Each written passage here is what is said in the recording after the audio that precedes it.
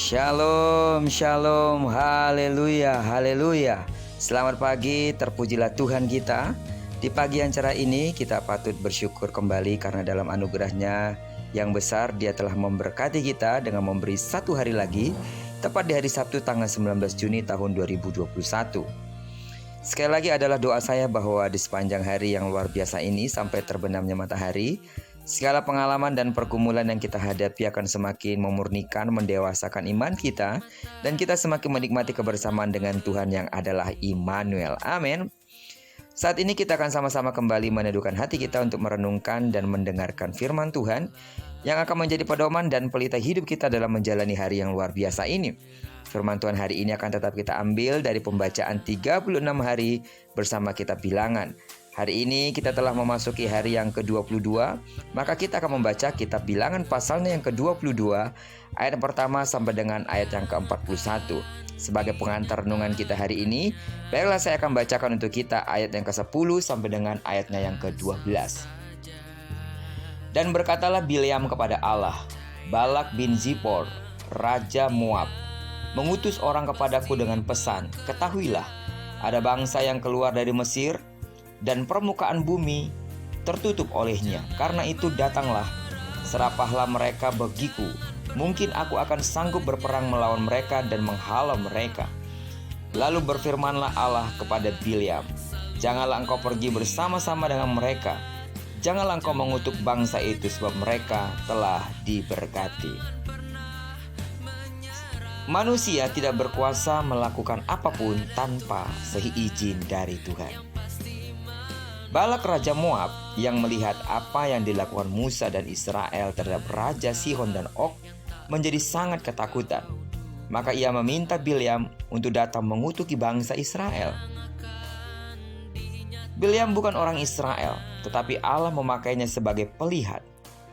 Bileam sudah mahir dalam mengutuki seseorang atau suatu bangsa, tetapi ia sadar bahwa ia harus bertanya dahulu kepada Allah. Ternyata jawaban Allah adalah tidak. Dan Bileam pun mengatakan tidak kepada utusan Balak. Kemudian Balak mengirim pemuka yang lebih terhormat. Dan lagi-lagi Bileam bertanya kepada Allah. Kali ini Allah menjawab bahwa ia boleh pergi dengan utusan-utusan Balak itu. Barulah saat itu Bileam berani untuk melangkahkan kakinya dan berangkat. Fakta menunjukkan bahwa Bileam tidak akan berbuat apa-apa sebelum Allah menjawab ya. Walaupun orang yang memanggilnya adalah seorang raja, Bileam menolak.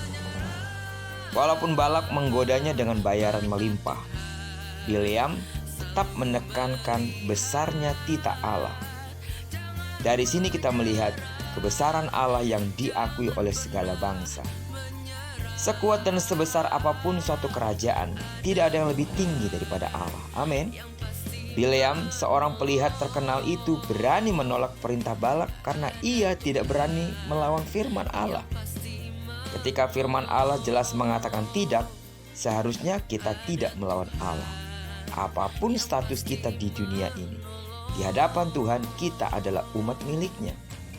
Kita dapat disebut sebagai umat yang taat ketika kita lebih memilih untuk menolak godaan dunia dan menuruti firman Allah. Kita butuh terus-menerus berkomunikasi dengan Allah supaya semakin memahami kehendaknya dengan benar. Sehingga kita bisa berkata ya di atas ya, tidak di atas tidak. Jika ya, Tuhan katakan ya, maka kita harus lakukan ya. Dan jika Tuhan katakan tidak, maka kita harus melakukan tidak. Karena itu kita memohon kepadanya supaya kita dimampukan untuk menjalani hidup seturut dengan izin yang diberikannya kepada kita, sehingga kita menjalani hari-hari kita penuh dengan hikmat, penuh dengan ketaatan, dan yang pasti ketika kita melakukan apa yang Tuhan mau, maka di sana pintu berkat Allah melimpah atas hidup kita. Jadilah menjadi orang yang mau diberkati oleh Allah ketika kita berkata ya di atas ya, tidak di atas tidak, sesuai dengan firman Tuhan. Amin. Tuhan memberkati kita sepanjang hari ini, dan kiranya perenungan kita hari ini dapat menyemangati langkah-langkah kita,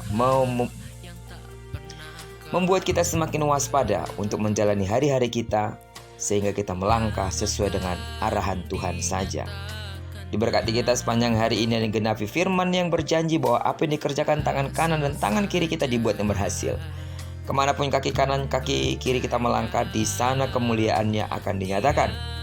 Dan diberkatilah kita bersama dengan orang-orang yang kita kasihi, dan juga bersama dengan orang-orang yang kita cintai dimanapun mereka berada. Terpujilah nama Tuhan. Shalom.